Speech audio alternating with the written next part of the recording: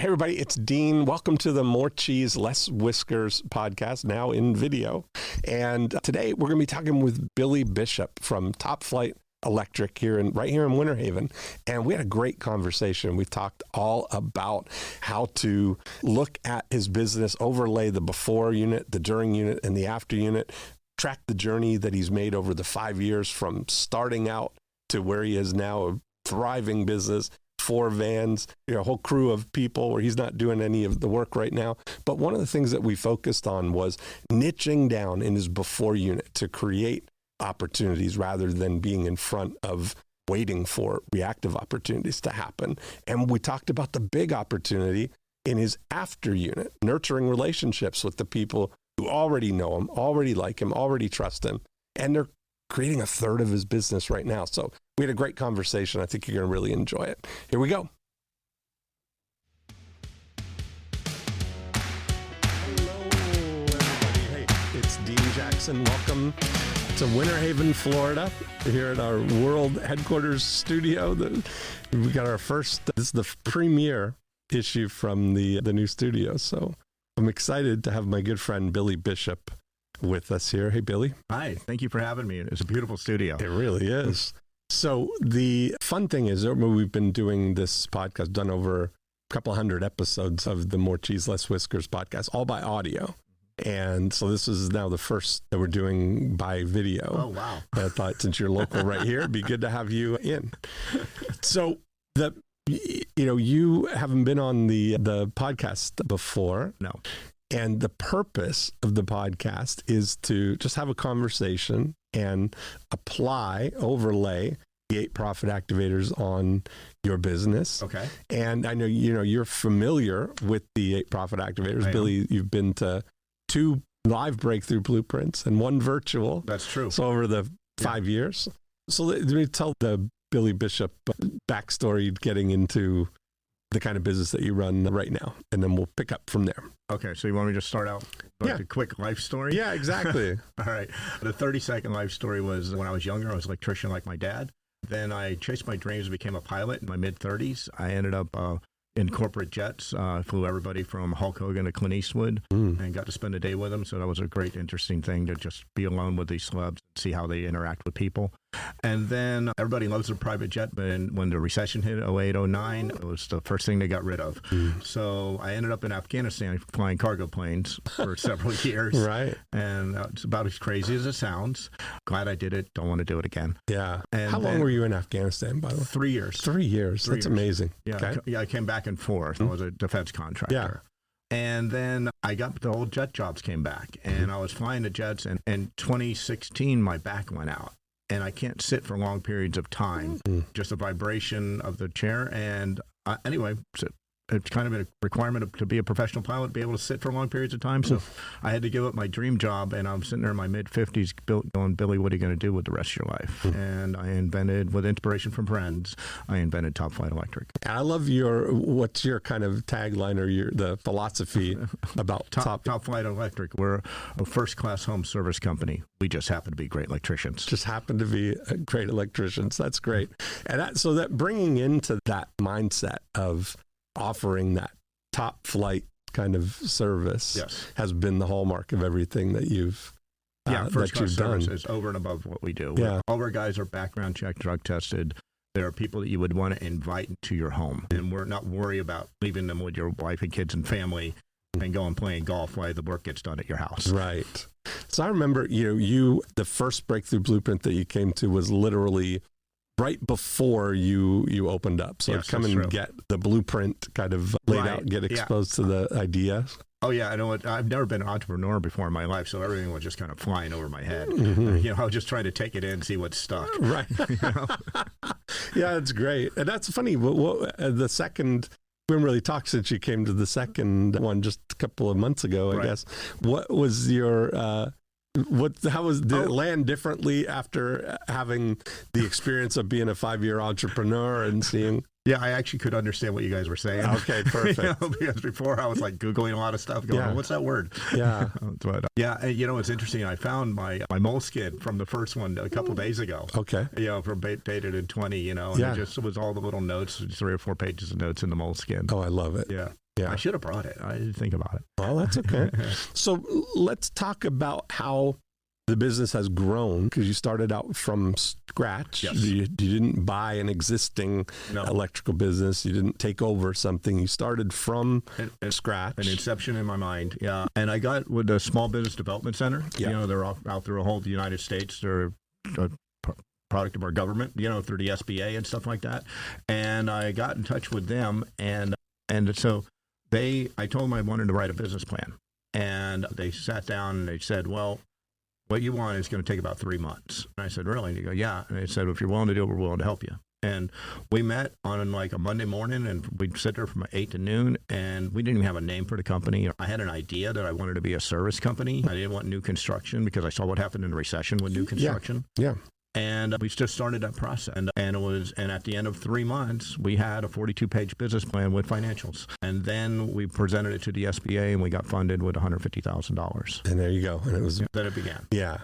And then that's the funny part. You get the money, and you think, I got the money in March of 2017, but my first invoice is until July of 2017. Right. It took from March to July to get everything set up, up, get the computers, get the office furniture, get the fan, get the wrap on it. I didn't even know what the inside of a service van looked like. Do you remember how did you get your first job? The first? I think it came through someone that was working with a girl I was dating at the time. Okay. And so she it was some insurance thing. They needed a new range wire run or something like that for their stove. And I went and did that. And it was August in Florida. And I was crawling through the attic. And I'm sitting there. I went from the cockpit of a jet to crawling through. How did this happen in my life? Yeah, what happened here? Right. Yeah. And I just kept telling myself, I'm here to help this lady solve her issues. And, and that's what the mindset I had going through the attic to just help me get through it. Yeah. And in the beginning, you were actually doing the work. Yeah. You were. Yeah, I was it. Did you have other electricians did you hire anybody in the beginning? I was trying desperately, but it's like my case of the entrepreneur was like, I think every story everybody goes to. The first guy I hired, he said, hey, I'm going to need 2 weeks to give notice. I said, that'll be fine. And so I stopped looking. And then 2 weeks later, I call him on the weekend before. Oh, yeah, I'll be there, boss. See you Monday morning. No call, no show Monday morning. Unbelievable. So I had calls booked, so I was like, well, I guess you're I'm out on your own. Go and do it. Yeah. And now look at you. Yeah, we got 5 vans now. You're not in the truck. You're not in any of them. I don't touch my tools. Right. Here we are, middle of the day. You're here working on the business. That's right. The great thing. Yeah. That's a cool trajectory. So in the beginning, a lot of the business was coming from friends and family and people that you know. I know you did stuff at Luba's studio. You did stuff at my house. Yeah. So that is all kinds of things we talk about as after unit business based on relationship kind of thing. And I was learning as I go with you guys, how am I going to actually make this first class service experience? Yes. And so as I did things, I want to do that a little different or something like that. So this is the greatest thing, is that what you've really done is polished that during unit apple. Oh yeah. This is where it all begins, from the moment somebody calls in that books their service. Do you think about that or do you have a formal kind of journey or a client experience timeline, or do you do things that are a scripted kind of way, that this is the confirmation process? Absolutely. This is the girls that take the phone call, they've got they make it their own. They have some basic deals that they have to go over with the clients. And there's a value building that we do along the way, and then we charge a service fee. A lot of people don't want to pay that service fee, but as we build our value, as we're talking to our clients and building that relationship, even over the phone, by the time we get to the service fee, we rarely get a pushback. Yeah. But if we announce that service fee right up front, they usually like, click, we're going somewhere else, and part of that is, we want to qualify our clients or want us to do it, and they're not just like, hey, I'm thinking about doing a kitchen next summer and wasting everybody's time. Right. Yeah. You're doing, and what are some of the highlights of how you create that experience in the during unit? Like I know you've got even from the way you chose for your guys to dress, Yes. Talk a little bit about that. Yeah, so there's a whole process to it. And just the experience is like, everybody's got a collared uniform.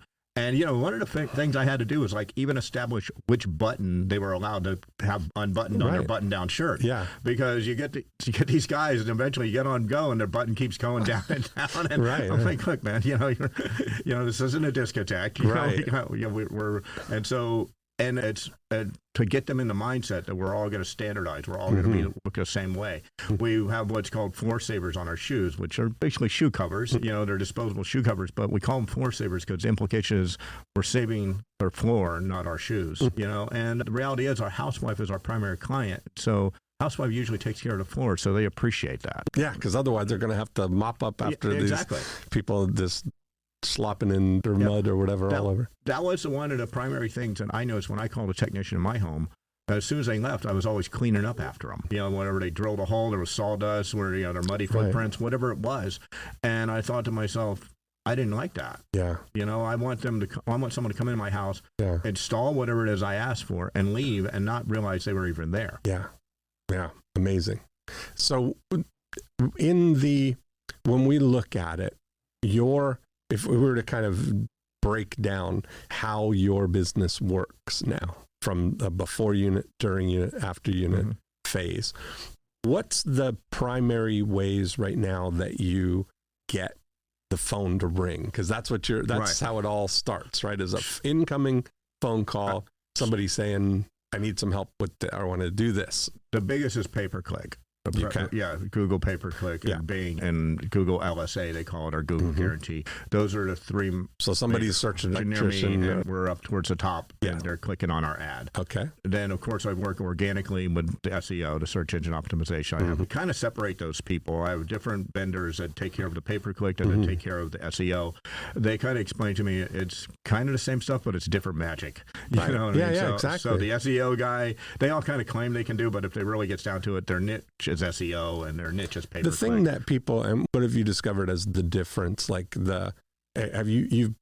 once you kind of mature in the SEO, the ROI starts to become, because it's front end loaded in terms of you're putting money out to get the optimizing, get the things and it done, takes time. And it takes time for them to index and to mature and see metrics that people are actually interested in this one, and you rise up the charts there. The quickest response is the pay-per-click, for sure. Well, that's the thing, is people, that's the immediate, you could literally turn that on today, get somebody calling right away. And in my scenario, what I didn't believe was that my friends were telling me, I have other people that do the same sort of stuff, and they were saying, you need to spend about $5,000 a month or it's not even going to move the needle. And they were kind of telling me, like, don't even waste your money with $2,000 because you're not going to get the results you want. On pay-per-click or on pay-per-click? Yeah. And I was really reluctant until I finally did what they were suggested.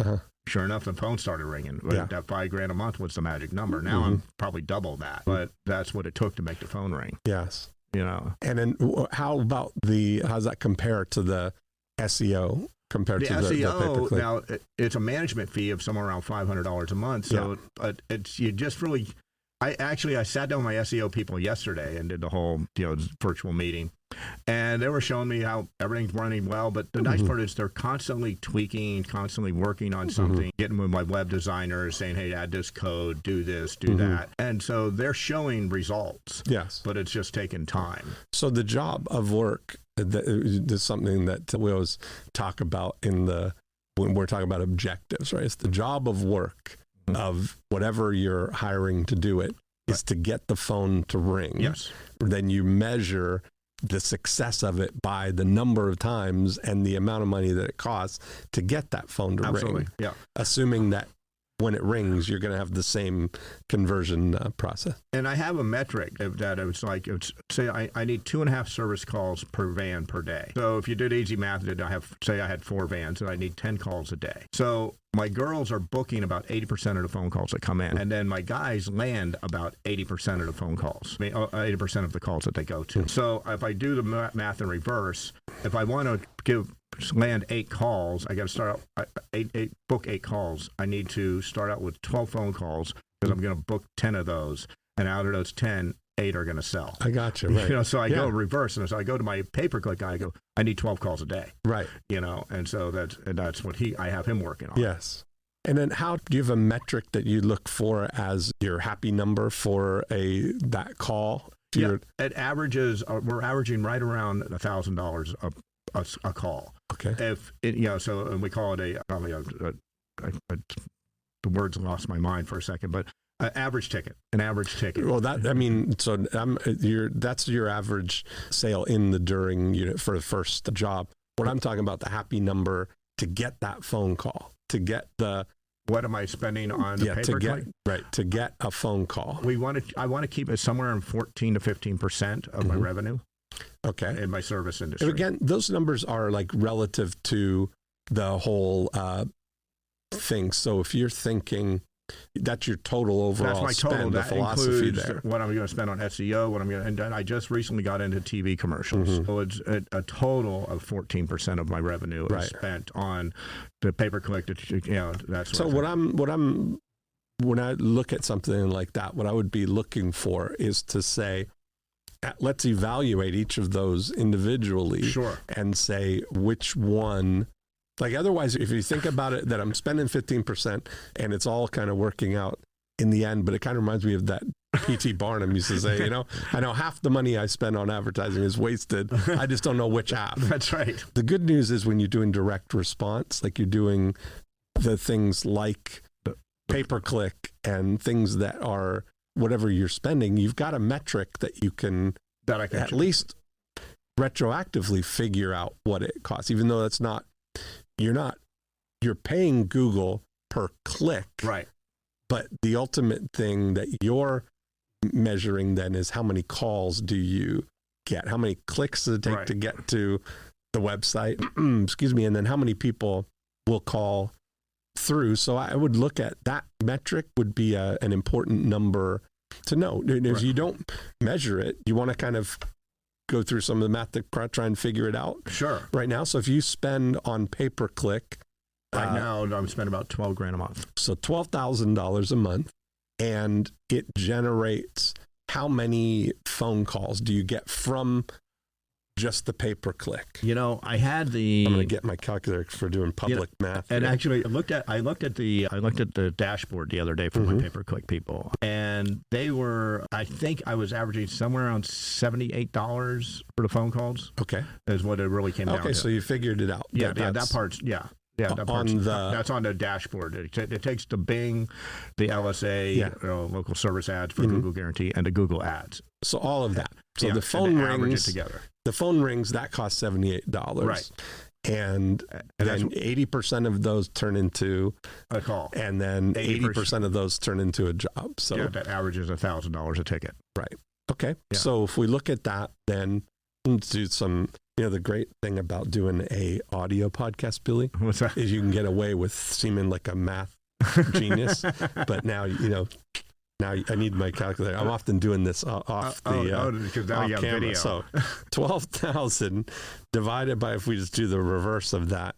So you're getting about 150 calls a month from the pay-per-click. Yeah, right? probably. So 153 times 78 is 12,000. Okay. Yep. So if we take that 153 people, and then we're going to multiply that by 80% of that to get 123 calls that it get times 80% of that, 98 calls. Yeah, so that's times about $1,000. Yeah, somewhere around $100,000. So 100,000 pay-per-click. Yeah, and that does include whatever other phone calls. Right. So you're running that at what we'd call a 10-to-1 ROI on that, just on the initial job. Right. So that's a really predictable. We call that like a vending machine. Quality, right? Where you can pick your right keywords, the keywords that they want, and you get that outcome there. Right. Now, on the SEO side, is it mature enough yet that you can get the same kind of metric? We're starting to. Okay. We're starting to. We've been working together about a year. In fact, we sat down and we did a new contract yesterday. And so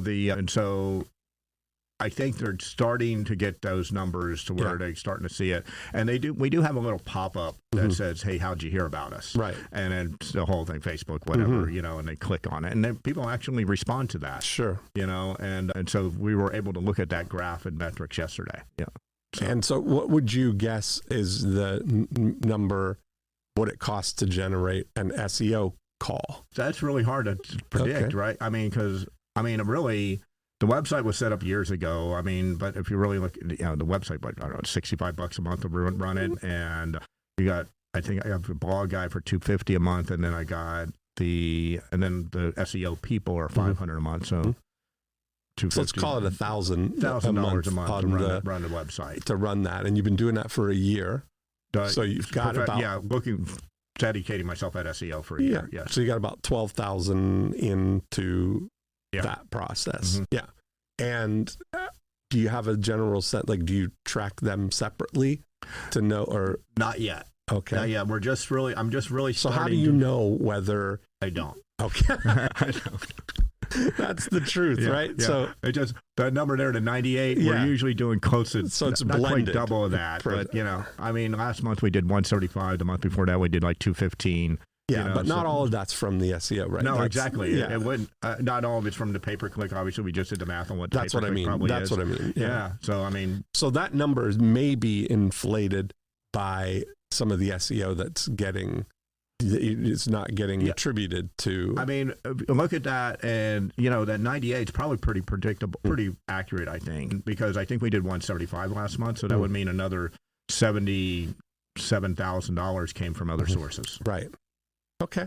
So that's all good. What I look for in those things, if we're looking to, create the big opportunity for you, is you've got a before unit that's working now at a 10-to-1 for that anyway.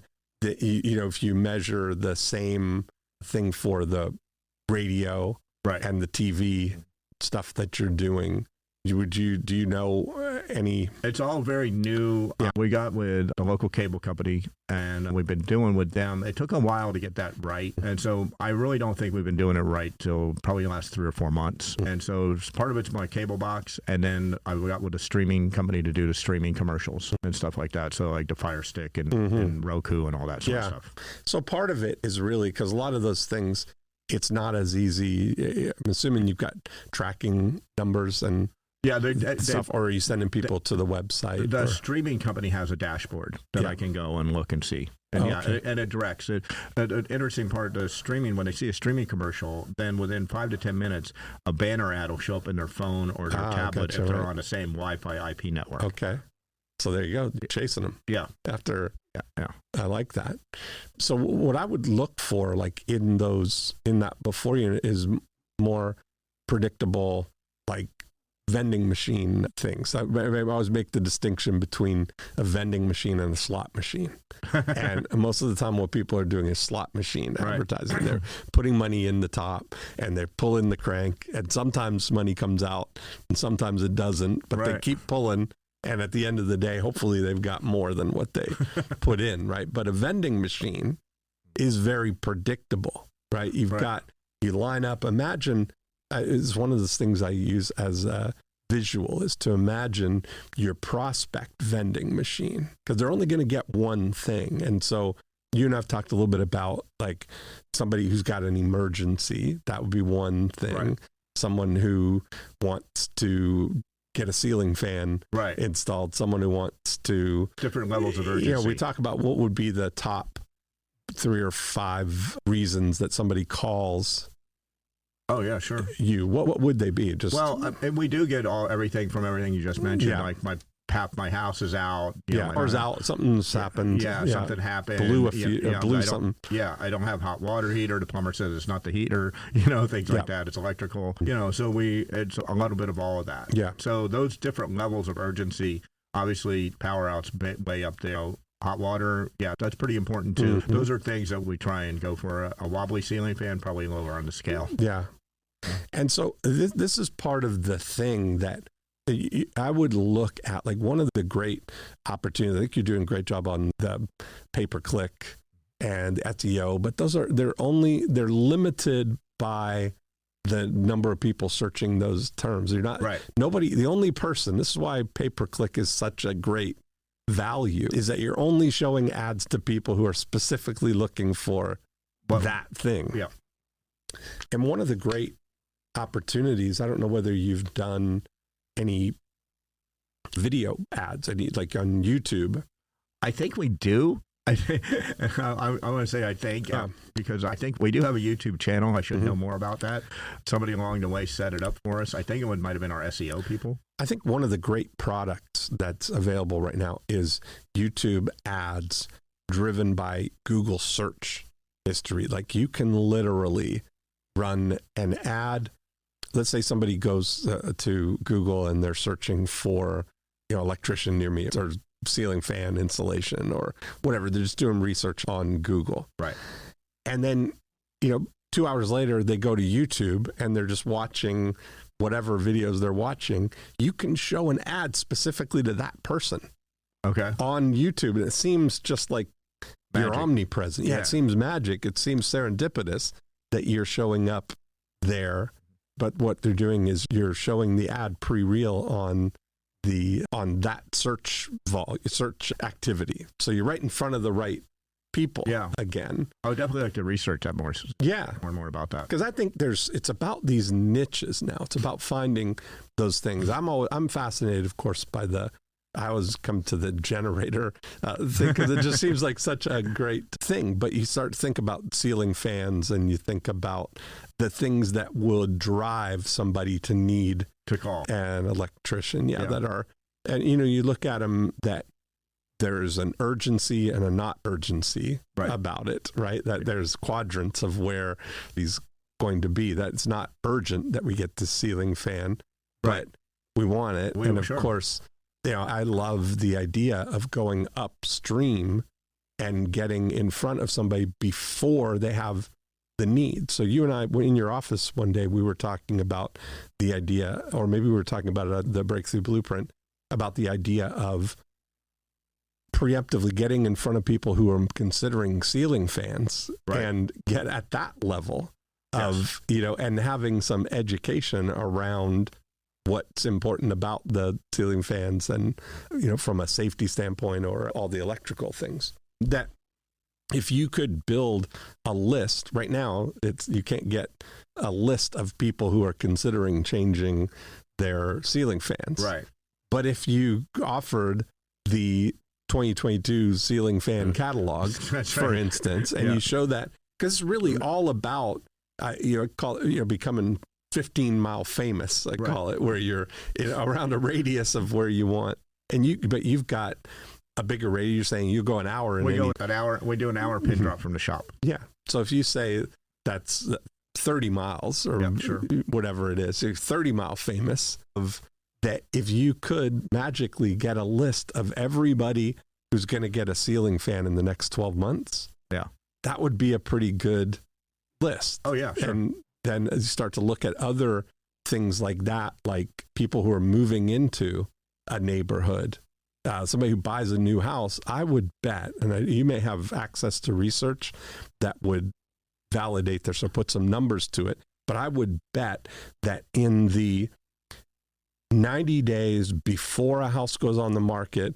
and the 90 days after it closes, that 6-month period would be so much more electric work per capita than any other 6-month period. We actually advertise in a local magazine that supposedly everybody that buys a house gets one of these magazines in Polk County. Yeah, it's just delivered to them. Yeah. So I need to check I do have a tracking number in that, so I need to see how it's doing. Well, it's a good thing to check, but I think that's the kind of thing where those are visible prospects. So if you started with how I start to think about, because I always like to think about how can we get you an exclusive on something, like in a magazine that goes to those people, you're like one of the things that they have, right? How can you jump to the front of the line and be the first thought that once somebody gets a ceiling fan and then they've got now they get it home, and now they've created the problem of, I need to get somebody to install this, right? That is then they're looking to get that itch scratched, or they got to get that problem solved. So they go electrician near me, and it costs you $78 to get that person to call you, right? Then if we look at it, just back into it, if we were just to say, if we could generate a list of people who are considering ceiling fans, and we run an ad in that 30-mile radius of your office offering the fan catalog, for instance, you're preempting, you're getting to where it is. But immediately people start to think, but I'm not in the fan business. I don't sell fans. But this is the kind of like business development kind of thinking that gives you some collaborative opportunity that nobody else really will take the time to do. If you just take a step up and you start to think, if this is a need, the ceiling fan thing, and it could be hot tubs, it could be anything that requires electrical installation, that if you start to think, who else is going to be looking for these people? Because it's really about the big opportunities are what are people doing before they get to you? You know, if you're looking at the great analogy they use is, it's like a river that people are floating down, and at the base of the river that feeds into the ocean, there's all these electricians standing there waiting. Somebody said they come into the point, I need an electrician, and they're typing Winter Haven or electrician Winter Haven or electrician near me. And all these other ones go, oh, choose me, here I am, over here. And they're trying to get their attention. Right? But if you were to go upstream, and you recognize that some of the people that are coming down to the mouth of the river here are getting ceiling fans. Right. So what if we could go up here and build a little tributary and say, ceiling fan people this way, like you just funnel people into your tributary by offering them the very first thing. Because before somebody's going to buy a ceiling fan, they're going to consider their ceiling fan options, right? They're going to be looking at that. They've got this thought, I'd like a new ceiling fan, or I'd like to, it would be nice to replace this. Wonder how much ceiling fans are, what would be a good ceiling fan for here. Right. So if you were to offer in collaboration with a ceiling fan seller locally, who is also looking within 50 miles, they want to get that, to identify people who are looking for ceiling fans. Let's say you could generate those. Like I told you about the example of the bathroom vanity catalog that we did. You're generating leads for $1.40 or $1.30 per lead. Right. A lot better than 78. Right. So if we take and look at, let's just call it $2 or whatever for those leads. If you could generate for $70 35 people who are interested in ceiling fans, and we take that over the life of the next 100 weeks, how many of them are going to get a ceiling fan? Our research and all the things that we base everything on show that just over half of the people that inquire about anything will buy what it is they've inquired about within 18 months. Okay. So if we get 100 people for $200, 50 of them. That if we called them 18 months later and said, hey, Billy, you downloaded the ceiling fan catalog. Did you ever buy a ceiling fan? You'd find that 50 of them would say, yeah, we bought one. Right. Now, not necessarily that they bought it from you. Right. That's where the game really to think about us. That's where it really comes into play, that you're looking at how can you build a list of people who are ceiling fan curious or interested. And now when they get it, now they get to meet you've got tips, or you've got, along with the ceiling fans, here's the things on proper. How many people would try and install the ceiling fan themselves compared? Well, we get a lot of people to try.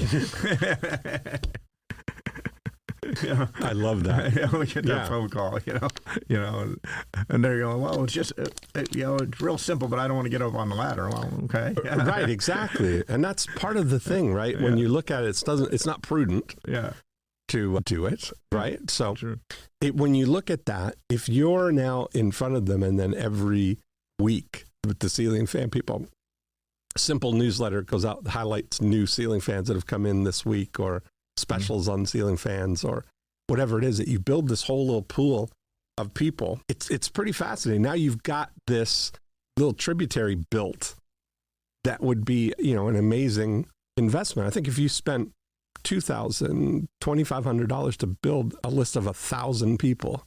Right. Oh, yeah. It's money well spent. And the ceiling fan guy would probably happily split that with you. Sure. Right? Or you think who else would be involved in a ceiling fan situation? Would it just be just a person that sold the fan and the installer? Yeah, that's all you really need, right? Yeah, absolutely.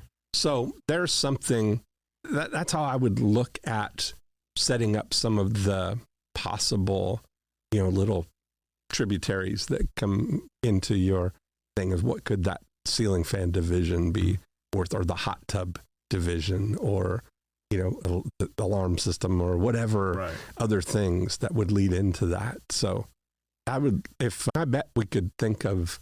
Do you know any fan companies here in Winter Haven? I do, but actually, as you talk, the hot tub it intrigues me a little more. Okay, there you go. It's a bigger ticket. It's a little more complicated. Yeah, a little less. But that's why I look at that generator. I'm trying to get one of these days. I'm gonna get you around on the generator. The hot tub would be something that very few people would try to do that on their own. Ceiling fan seems to like a lot of people watch a YouTube video and try it on their own. Especially because in the hot tub you got to have the quick release thing and all that. GFI. Yeah. Well, there's a good example that, and I've had on this podcast the gentleman in Canada that sells hot tubs, and we've been using that same model. He runs Facebook ads, find people interested in hot tubs. Yep. And that, so you look at for somebody like that, who would be your hot tub guy? I don't have a hot tub, so I'd have to look and see. Okay. I'd probably start by Googling. Yeah, I got hot one. Tub I have one. Pinch a Penny is... who I think the big franchise around here. Yeah. So you think about that the Pinch a Penny guys would be happy to have hot tub leads, right? So you look at it and I think that's a really cool thing. It'd be a nice little project. I'd love to. Sounds like it. Yeah. Maybe we've got the studio here. We could do some local. That's one of the things I want to really kind of do is kind of maybe do more local things where we can actually do projects and have that stuff. That would be really cool. Have try and find a hot tub guy to see who he wants to collaborate together. Yeah. I mean, that's kind of because who do they don't do electrical work, I'm sure. No, not at all. Yeah. They're not allowed. They're not licensed. Right. So they must have somebody that's doing that. So imagine that if you could bring them, hey, I'd like to recommend your hot tubs, help to get some hot tub buyers. Yeah. So the other thing that now when you look at it, so I think those kind of models is building a list of people preemptively before they're going to have a need. That's going to be a value for you because right now you're only getting the people who have a need right now. You're focused on the right now call instead of nurturing the people there. Right. But let's talk about your after unit now because you've been in business for five years now. And you've got how many people? We have 5 service vans running now. Yeah, I mean clients. Oh, clients. Yeah. Oh, a couple thousand, I imagine. Yeah, and that was, I think it was 3,000 something when we were talking about, because this idea of thinking about that portfolio of people, presumably you're the incumbent electrician in their life. Right. And so we talked about this idea of panels under management, electrical panels under management, that once you go into somebody's home and you do any electrical work for them, you plant your flag right there. Put our sticker on the panel. Put your sticker on the panel. That's it. That you, for all intents and purposes, you're an electrician they trust. Right. They know now who their electrician is. Yes. So you've got that opportunity then now to nurture your relationship with those people so that whenever they have a need, they're going to call you. And whenever any of their friends or family or inner circle need an electrician, they're going to recommend you. Right. Now, when we were talking about this in your office, I want to say you mentioned about 30+% of your business is coming from repeat. That's correct. Yeah. Yeah. Clients that I already have. So talk a little bit about that. It was something I found from a metric came from through a dashboard that I was using a postcard, and they realized that I think it was 30 or 31% came from repeat business. And then I kind of just did some simple math. I said, well, that means $31,000 every $100,000 is repeat business. Yeah. I said, so those are real numbers. And we were doing 175 a month or 200 a month. Yeah. That's real numbers. And I'm like, well, I don't want to throw that away. Well, exactly. And there's the thing. You look at it that you were doing that without really doing anything. Right. Like up until recently. The postcards just started several months ago. So this year. Yeah. So for the first 4 years, you would not have any interaction with people. And, and after taking your blueprint, I knew it was important. I need to do that someday. Yeah. And I think that's pretty amazing, right? Like when you look at it now, that if you're the perfect example, if I can get people to think about the asset value of what they have, you've got those 3,000 people that know you, like you, trust you, panels under management, that they're calling you now, a good percentage of them, but there's probably people who have not too, right? They probably, if you were to just go back and ask them. No, just Google again, electrician near me, and exactly and then right. Hit my ad again, I'll pay another $78. Right. It could be. That's exactly right. The same guy. And you probably find that's true. Yeah. That a lot of the ones are people who that's how they get to you. They search it, they click on the ad because they don't know it's an ad. Right. It just says you're top flat. Oh yeah, there we are. And they click on it and go. So you're paying the $78 for some of them to call you again, and they're your own clients, right? And you think about that, you could send a postcard every month for 6 years. Oh yeah, just think about that for a second. I mean, 12 times 6, 70, 72. Yeah, so about, for the same $78, you could send a postcard every for month. 6 years to somebody. To the same guy. Yeah. And get that thing. And you said, what's the stat on? And once every 7 years, like a serviceman comes into your home. Once every 7 years. So you're at the worst case scenario, exactly the same as what the before unit is to get new business. But what you might be able to do is prompt something that now that they've opened up this new capability of got an electrician. Oh, let's get Billy to check on that, or let's get Top Flight. Right. Yeah, there's that opportunity, and they might have an emergency, and they might have a friend that is getting a hot tub or getting a ceiling fan or doing whatever it is. So I would look at that as maybe the biggest opportunity in your business. But just going forward, you're nurturing your relationship with the those people I already have. Yeah, because if you start to think about it, if you've got an electrical emergency, you're probably somebody in your inner circle knows that. Right. Right? Oh, I can't go this because my water heater just broke or something happened. Sure. That, I think, to orchestrate situations that people will call you, or that creates an opportunity for you, is a big thing. So talk about your membership program, because that you're kind of looking to nurture the lifetime relationship with people. Yeah, because so we have a membership. It's $9.95 a month to become a member. You no longer pay the $49 service fee for us to come to your house during normal business hours. If it's an after hours thing, we're back to the service fee. Yeah. We also have a lifetime warranty as you're a member. Anything we do. So if we install a light fixture or something like that, as long as you maintain your membership in good standing, you have a lifetime warranty on that. Then you also get a discount up to 10% on all of our products and services. That's exciting. Yeah. So, I think about that as a, formalized or whatever. And I wonder what the value of that would be if you were to just kind of that's the standard thing that everybody gets. Because the beauty of that is if you are paying someone $9.95 a month, and now we're the electrician, they're no longer Googling electrician near me, calling the guy that they're paying $9.95 a month to, and and they already know who we are, what we do. We have upfront pricing. Our technicians are background check, drug tested. We're collared uniforms and cleaning up. Yeah. They know the service they're going to get. They know they're going to get first class service. So that's the beauty of that part right there. And just getting that 30% and see if that 30% we can get that number to go up, maybe 40. Well, the whole thing is that's, when you look at it right now, that is just a retroactive number, the 30%. Yeah. You're saying 30% of your total business is coming from your after unit, right? But you look at comparatively, that's the most profitable business that you have because you're not paying again. Yeah, you're not paying again. Right.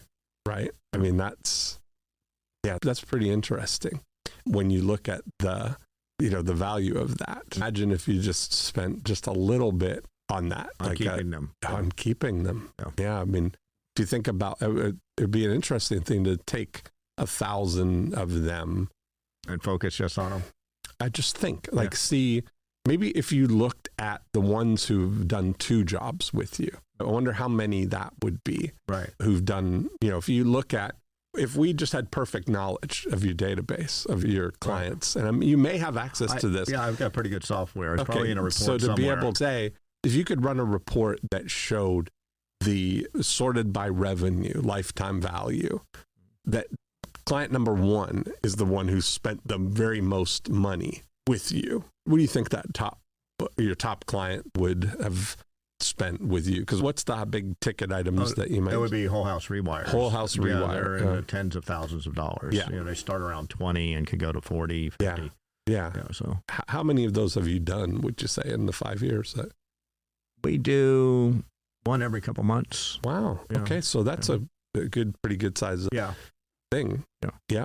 And so how many of those, aside from the whole house rewire, if you did them by revenue, if you took your top 1,000 revenue generating clients, but also by frequency, if you took the people who've called you the most. And that's where it kind of goes, even with that whole house rewire and everything, that's where the average ticket comes to $1,000. Yes. Because sometimes we'll go in a house and they won't buy anything. Sometimes we go in a house and they get $800. So your median ticket would be different than... Yes. Okay, got it. So that average ticket is with those big ticket items averaged in there. I gotcha. Okay. So when you look at the frequency, if you were to say your top 1,000 people, that there's some number of people who you've done at least 2 jobs with. Yeah. That would be an interesting thing, like as an experiment, because I think that your $9.99 is standing in the way of, I think it's costing you more money than it's making you. Let me explain. I think that some number... What percentage of people that you present that to take you up on it? Yeah, it is. It's a difficult value build. Right. For sure. Yeah. Because they don't think that they need it, or they don't. Yeah, okay, well, I got it fixed. I haven't had an electrician in the last 7 years. Right. I'm not going to need one again. Right. That kind of thing. Right. So they don't see the need or value in it. And if it's less than 10% of the people that you present it to that take you up on it, there's something off on the value prop, in a way, right? No, agreed. But if everybody, imagine if you get those things, and as part of the Top Flight family, we treat your panel as our panel. Anything that you need with that, when you come back out, know all the benefits that you get with the $9.99 a month thing. If you just took a portion, I'm just saying, and this is a quiet, secure room. We're just talking right now. You're not committing to anything, but let's just philosophically work it out. Okay. That if you were to take that thing, and now people have this umbrella of protection that's ongoing, right? Okay. It almost feels like the last experience that they're having with you is that they rejected you.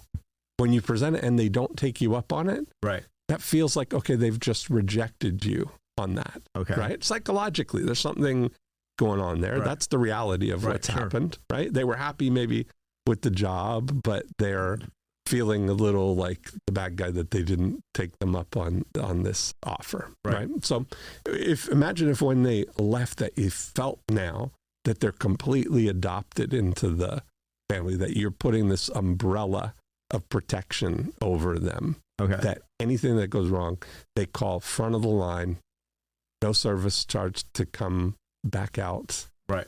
You don't have to necessarily do the discount, but you could. Let's say that's what you're pitching on the things. Imagine if you're using that as currency and you're giving it to people, like you're doing the thing that's going to add them the value.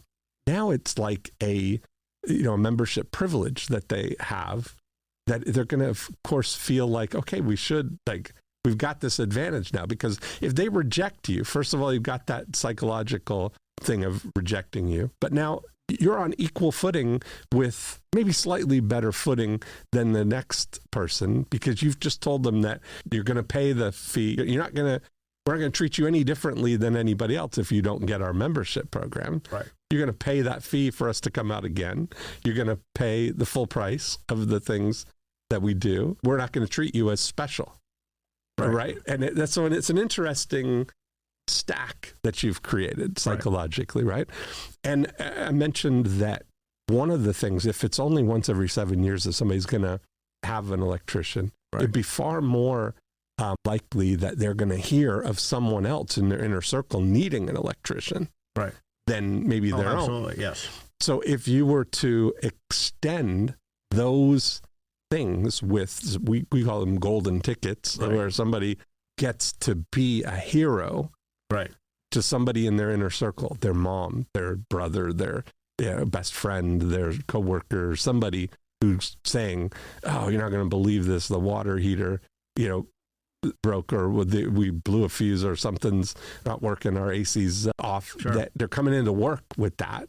And then they're going to have to spend a portion of their day dealing with this and trying to get that solved. But Nancy is one of your protected, one of your VIPs. And they're like, oh, I can get you front of the line. I can get you, you won't have to pay a service fee. You think about all the benefits that they've got, that they can expand the circle of people that goes to.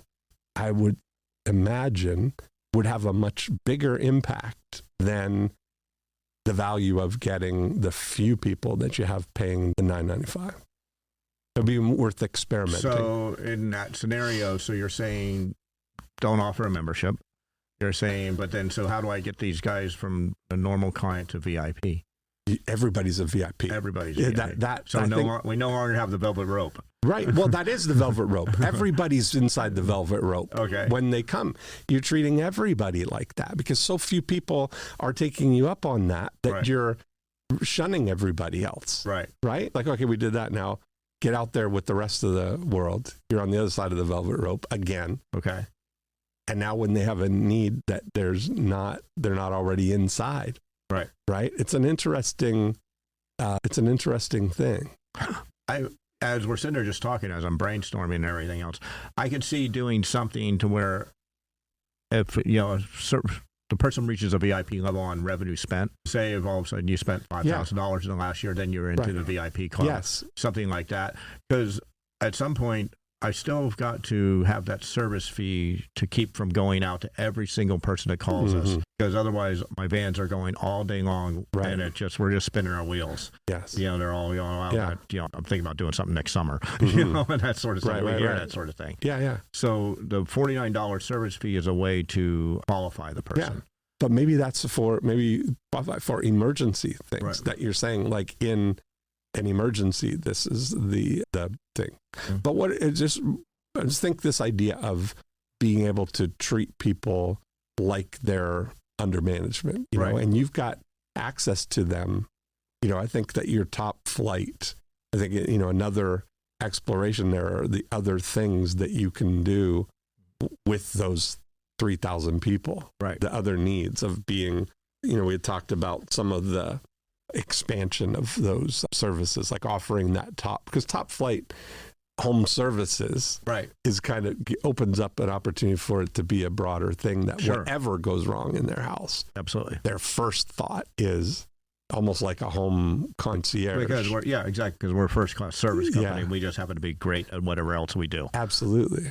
And that's a great opportunity. I'd love to maybe explore that idea too, as you're creating more opportunities within your after unit, because you've already got thousands of people right in your zone that know you, and you've got 3,000 panels under management. It would be an interesting thing to just calculate how many panels there are to see your total penetration in the marketplace. Right.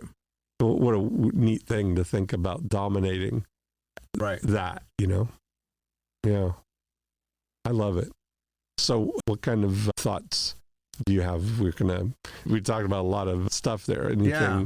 No, I want to look at it some more. I'm trying to figure out a way to still have a VIP status and a normal status in that area, and so we still have two class systems, but there might be a different way to look at it instead of the $9.95 a month, and in my mind, I'm thinking about revenue spent, That's where I think if you look at like experimenting with it by looking, you've got perfect data of, top down, the amount of money that people have spent and the second or more visits out to the house, that you're rewarding the behavior of doing multiple jobs and spending more money. Yeah. So it's definitely something because I have to, you're right. I mean, if we're only selling 10% of them, then there's an issue. Yeah. There's something wrong with that program. Something needs to be tweaked, something we're not doing quite right. Or presenting right. Yeah.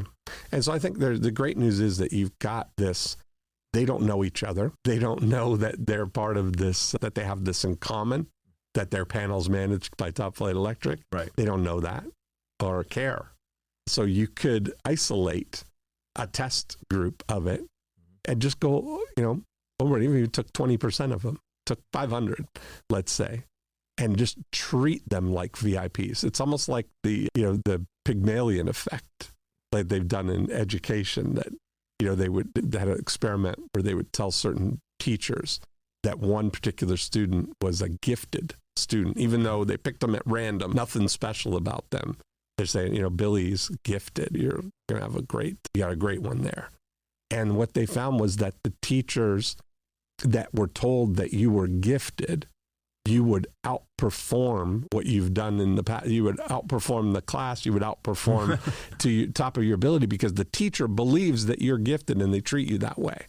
Wow. Versus they would take another group and they'd tell the teachers that particular students are troublemakers and they're, watch out for him kind of thing. You keep your eye on this one, like he's going to be trouble for you. And they would consistently underperform what their thing was because of what the teacher believes about them, right? Sure. And so if this is an interesting thing, if you were to take the top 20%, 500, and really treat them like VIPs, really like go overboard almost, like it's an experiment. You're spending so much money in your before unit to get people that don't know you. Right. Just take like, what would it cost if you spent, $1 a month on 500 people, to do something like that and measure and see what happens. It could be an amazing outcome. I think it's something definitely to look at. Be worth experimenting. Yeah. Well, I always love talking to you. Yeah. I love you're enthusiastic. You're a doer. That's what's important. I mean, I admire everything you've been able to accomplish, from having the idea to getting help with the business plan, getting the SBA loan, starting it up, building it from you in the attic, one truck. Yeah. And now you hear, and it takes a team around me. Yes. And I did want to talk a little bit about forming that team. Yeah. And it's something, a mindset that I kind of had, and it was something that changed in me from a boss employee to a coach team. And I realized I didn't have to know how to throw a touchdown pass. I knew how I had to inspire the guy that knew how. Yes. And so I've learned to inspire these guys and girls, and I find out what their dreams are. Yeah. And one of my thoughts process is that any dream that's worth anything takes years to accomplish. Yeah. Say going to college, whatever it is, saving up for a house or a boat or whatever it is your dream is. Yeah. If it's something that's big, it takes years to accomplish. And if I can find out what their dreams are and inspire them to help them with dreams and sincerely tell them that we're going to be side to side for shoulder to shoulder for the next several years. And then even if their dream is to open a company just like mine, it's okay. Yeah. And we'll be shaking hands on the way out. Instead of the other philosophy of like, you got one over on me, I'm going to get one over on you. Yeah. And then it's a whole different departure. That's awesome. And so, and it seems to be working. And I really love the team that the environment that we have. I think people enjoy coming into work every day, you know, and because we keep that team atmosphere going and we actually care about the people. We had 2 birthdays this morning and had a birthday cake for both of them and saying happy birthday in 2 different languages. That's funny. Well, people want to belong. That's if you feel. So think about your work environment. You spend a third of your life in your work environment. Yeah. Awesome. Yeah. I enjoyed it. Yeah, me too. Yeah, let's do it again. Thank you for having me. Absolutely. Okay. Thanks, Billy. Take care.